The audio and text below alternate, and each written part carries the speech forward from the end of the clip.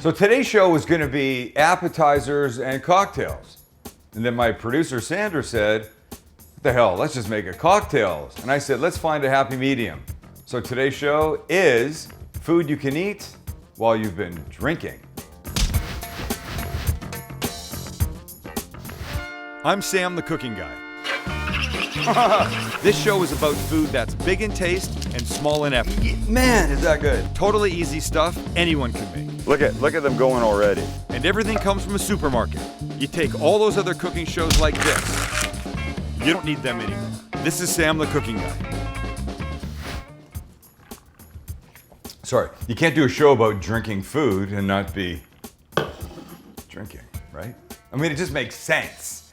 All right, so here's the first thing we're making. It's a pull-apart bread. It's decadent, it's rich, it's delicious, it's baked, and it's perfect when you've been doing that. So we take our little sourdough loaf, and I like sourdough because it's just extra flavor, and we're just gonna cut it with a serrated knife, and this is when you want a serrated knife. Serrated knife is all about soft things like bread and tomatoes and stuff like that. And we're just cutting down to near the bottom. We're not cutting through the bottom because we want to keep the whole thing together. And then we go in this direction. If you cut all the way through, these guys are going to come out, and you don't want that. You want all these pieces here. By the way, you may not have noticed, but Shannon, who left us tragically, I don't mean anything happened to her. I mean, she just moved to the Pacific Northwest. Shannon is back now editing the show. Makes us very happy. I think it probably makes her happy too. Okay. So now you've got these guys. Now they just let this guy sit and sort of plump back to life, all right? In the interim, we put a few things in. You put some Parmesan in here. This is just the shredded Parmesan, right? Now we need some garlic. 2 big cloves, right there. We need some, best vegetable on the frickin' planet, green onion. I suppose if you didn't like green onion, you could always use, white or red or something like that, but really get on board and embrace the green. So here, you can see I cooked some bacon earlier, right? I've just got it now separated from the grease, which I will save because I save bacon grease. Like my mother did back in the 60s or 70s or whatever it was when I was around. Beautiful. All right. That's all good, that's all good. Little squeeze of olive oil. Really not necessary, but I like the way that it helps just transfer all of this goodness to the bread when we go to put it on the bread. And just before we go to throw this on the bread, I'm gonna do this. I'm gonna take a little pot, put some butter in here, 1/3 of a cup. A couple tablespoons of Dijon and a little oregano. Okay, let that mix. It's beautiful, right?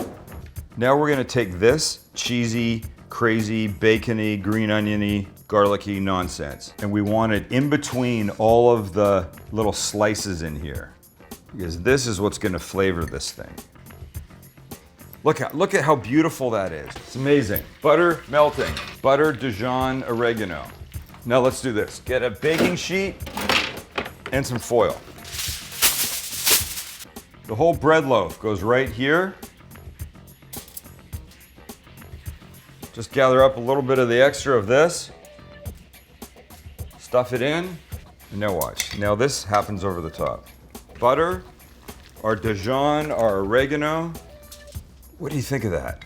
I hope that looks as beautiful to you as it looks to me.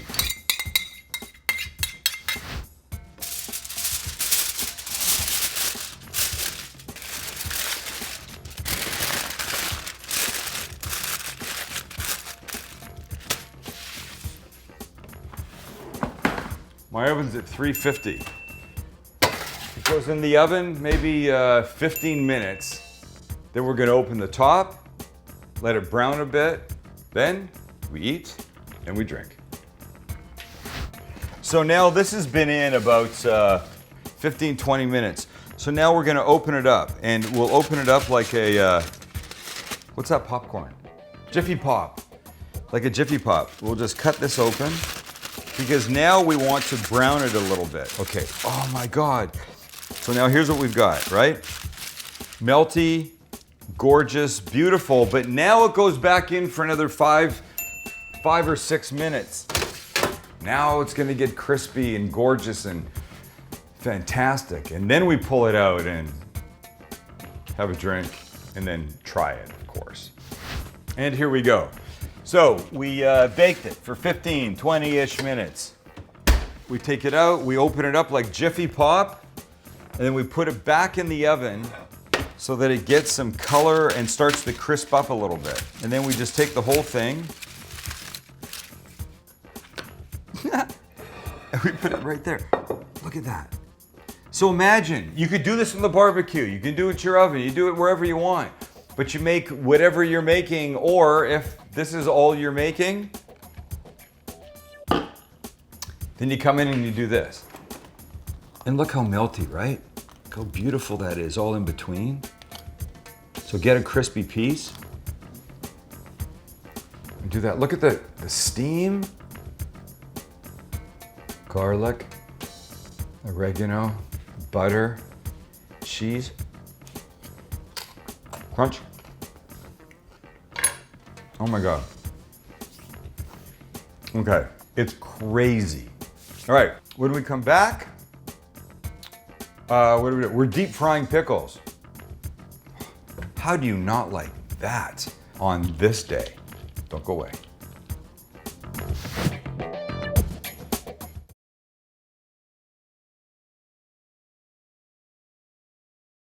This is Sam the Cooking Guy. Look what happened. It's stuck in. I wanted to start this segment with another cocktail. I don't know if this will work. Now we got that. Now we got the cork. But we got a little bit of cork here, enough that I can do this, this, and then a little piece of lime. Just a little piece.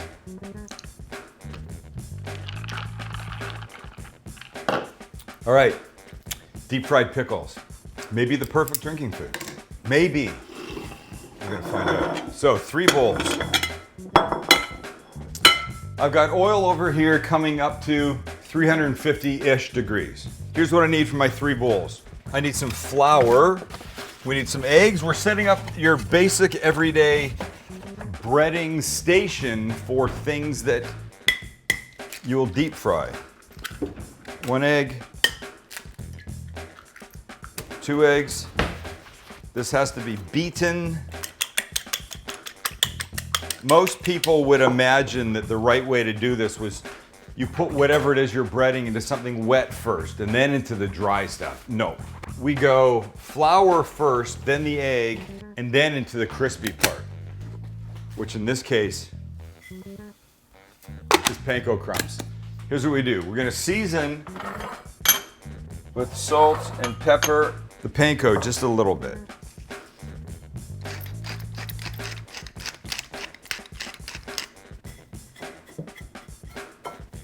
I don't want them to be this big. These are dill pickles. So let's make this guy a little thinner. We can do this to all of these guys. Pickle into the flour. Let's just get a couple of them in here. And honestly, the flour will really help the egg to stick, but you don't want a lot of flour. So you try and do all this with one hand, right? Knock off most of the flour, put it in the egg. Don't worry about the mess you're making on your counter or your plate.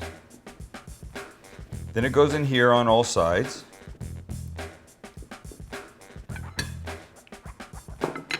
And then into the red. And that's why I like to keep one hand clean, because I find it makes it easier for keeping the whole process neat. Okay? So then this, and then you just repeat.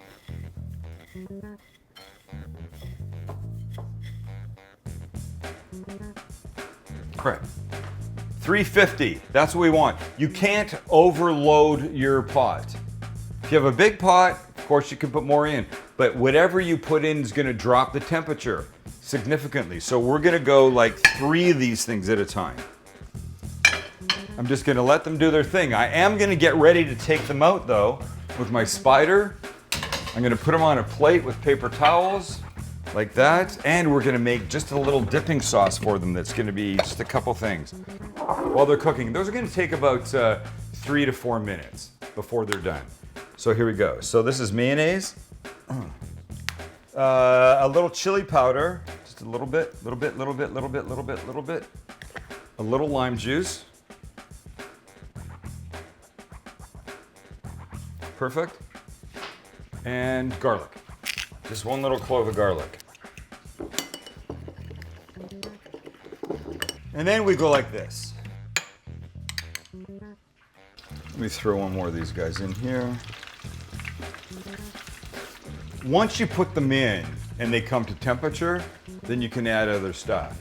But if you throw too many in at once, that's the problem you're gonna have, and you're gonna drop the temperature. And instead of like sealing up the outside and frying properly, it's just gonna be like poaching them in oil, and that's not where we're going right here. You know, I used to be really afraid of deep frying. I thought it smelled, it made a terrible mess. It doesn't. It doesn't. It's not a big deal. When they come out though, we give them just a little bit of salt while they're still warm.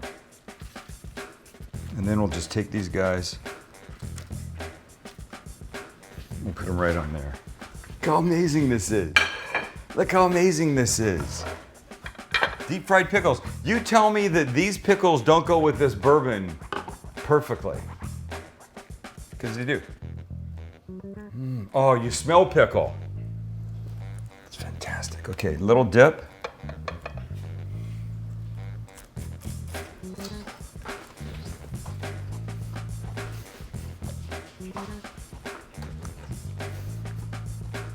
Oh my God. There may never be a better drinking food than that. Today is so great. Next up, a loose meat sandwich. Think Sloppy Joe without the sloppy. But really, really good. You're gonna love this. Don't go away. It's drinking food day. Sam the Cooking Guy. Stay right where you are.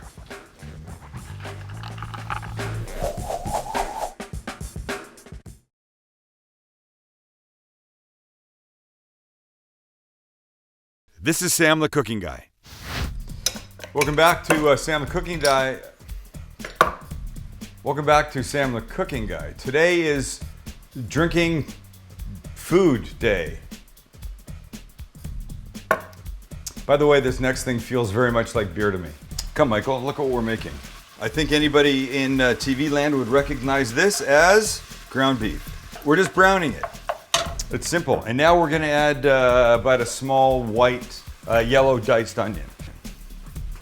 We're essentially making sloppy joes without the sloppy, called a loose meat sandwich, made famous, I believe, by the Roseanne show, something they would eat all the time. And I don't remember what part of the world. Producer Torres, could you look up the Roseanne show? What was the fictional city that the Roseanne show was shot in? In the meantime, while that cooks, we need some beef broth. You could open a box of broth, or you could do what this style is I've been using these guys lately. It's a thick paste, and one teaspoon of this will make 8 ounces, and we need a cup. So I need a cup of boiling water that will look like that. We'll put it right here. We'll let that start to do its thing, and then we'll put that broth base stuff in a second. Meanwhile, we'll continue to break up our beef. Lanford, Illinois. Where? Lanford. Lanford. Roseanne show, Lanford, Illinois. Loose meat sandwich. This is gonna get the following things. It's gonna get some salt, some black pepper, and some cayenne. And then 2 things out of here. One is garlic powder and one is onion powder. So a little bit of this, some garlic powder, mix. Beautiful. Some Worcestershire. And now we need a teaspoon of this beef broth base into this boiling water. Comes right off. We mix that. It's really easy. And it smells great. So now this is gonna go in here. So we give this 10 minutes on this low simmer. We come back and we throw it together. All right, so this is, look, most of the liquid's gone. You don't want it too dry, but you want that liquid that we put in as the broth to have absorbed up into the beef, thereby making it much more moistureful, much more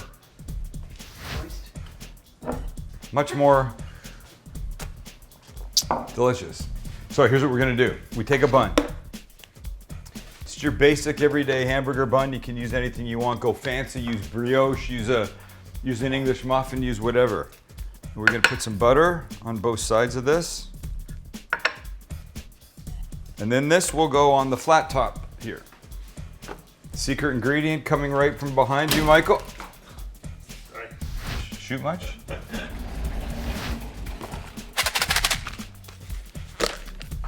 Not a commercial, but I gotta say, these French's crispy onions,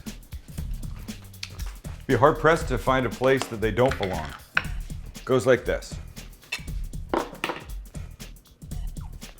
Little mayo.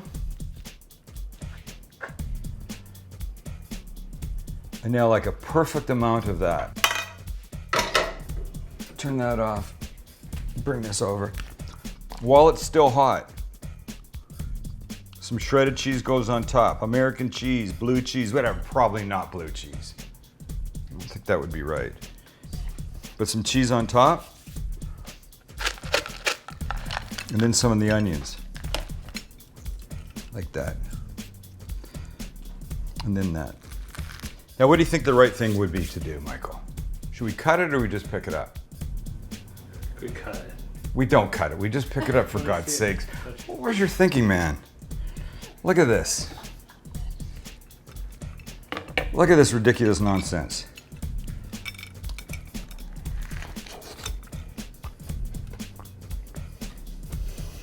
I'm going to tell you right now. I've had a lot of burgers. And while this is a loose meat sandwich and technically a deconstructed burger, it's freaking amazing. It's one of the best things you're gonna eat. I know. It looks ridiculous. It's just sort of basic components and it doesn't look very exciting and doesn't sound very exciting, but holy crap. You rarely see me take 3 bites of stuff.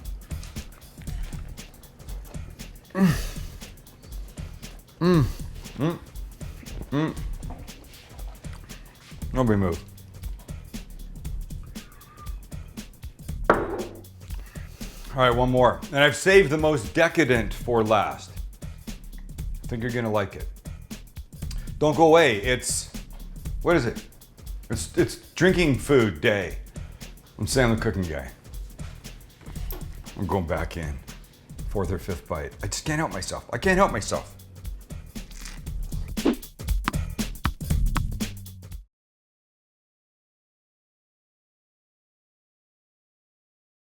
This is Sam the Cooking Guy. Oh, hello. Welcome back. It's 4th segment. It's a drinking food day. Something like that. Sake will go beautifully with what we're making next. And what we're making next is lobster poutine. It's Canadian. It's French Canadian. It's fries with cheese curds and gravy. And the cheese melts a bit underneath the gravy and you eat it with the fries, and it's amazing. So we're not really making that. We're doing a version. So in my pot right here, a little bit of, what is that, Michael? Onion. And now we'll put a little bit of garlic in. Here we go. Let that get a little fragrant. Classic lobster tail, you'd recognize this, right? So here's what I do. I just take the shears and I cut all the way up to the back. And then go like this and expose the lobster meat and then take it out. There we go. So now you've got this pretty little hunk o' lobster. I need some butter in here too. Oh God, all I smell right now is garlic and onion. And it's the best smell ever. How beautiful is just cooking onion and garlic and the smell. Let's just chill on that for a second. So here's our lobster. So I'm just gonna cut right down the middle of this guy and then like this. That's ready.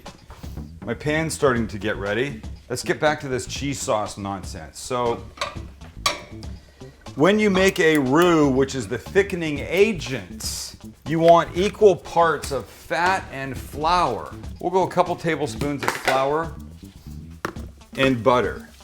But before I do this, I'm just gonna throw a little sake in. Just that, just turn it up a bit.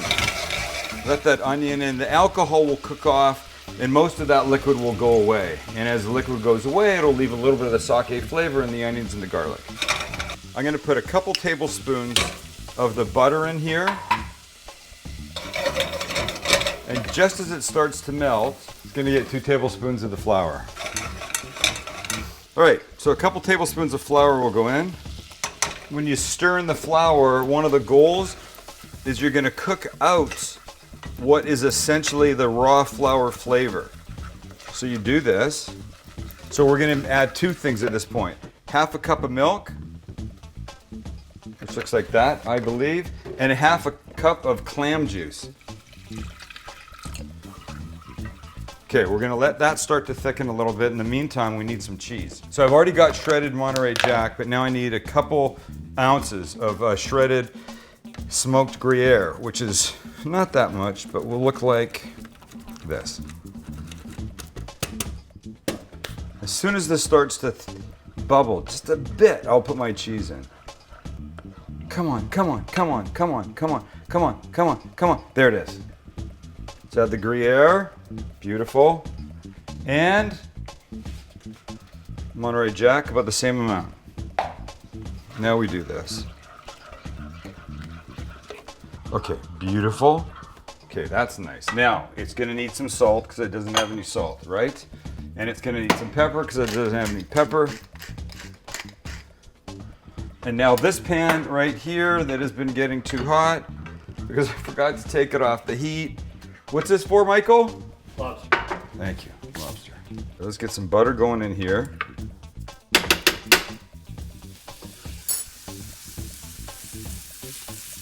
Here we go. Just trying to gently cook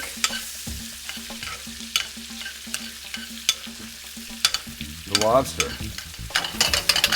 This now can have its own little amount of this, its own pepper. Take that off the heat for a second. Let's check our sauce. Is that lovely? That's what I'm talking about, man. Oh crap, and it smells amazing. I need something green. Crap, not that. Not that. Something green like cilantro or parsley. Green onion, I didn't ask for that. Everybody thinks I go to green onion all the time because I can't go to anything else. No, that's not true. In this case, I'm going to green onion because I have no choice. Oh, these lobster pieces. Look, just have one. I think they're ready. Oh my God. Okay, that's ridiculous. Let's just taste this sauce.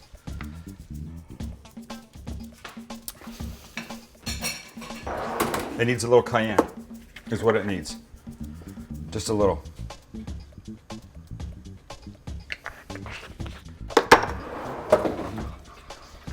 That's good. Frankly, I think green onion is more appropriate for this lobster poutine than anything else would be. And that's why we're going with it today, he said, quietly, hoping nobody noticed. Now here's what we do. Like this. Remember, poutine, fries. Well, we're changing it up just a little bit. We're not using fries. We're using the other amazing potato product, tater tots. Mound them up a little bit. Don't touch the pan. Just touch the tots. Ah, that was really bad, man. Just a little bit of this cheese seafood gravy. The cheese gravy like this. Cheese seafood gravy. Now some lobster. Oh my gosh. And now a little bit of the green. Wow. So here's the move. Here's the move. See that? Lobster, cheese sauce, and a tater tot. That's what this is all about. Oh my gosh. It's pretty simple. You can make this, and I want you to. All right, thanks for hanging out. Drinking food day. Wait. There's no way. This could not be a better combination right here. Don't eat the same thing all the time. Thanks for hanging out with us today. Make all of this food. Go to the website, cookingguy.com, for all things nonsense. Yeah, cool. See ya.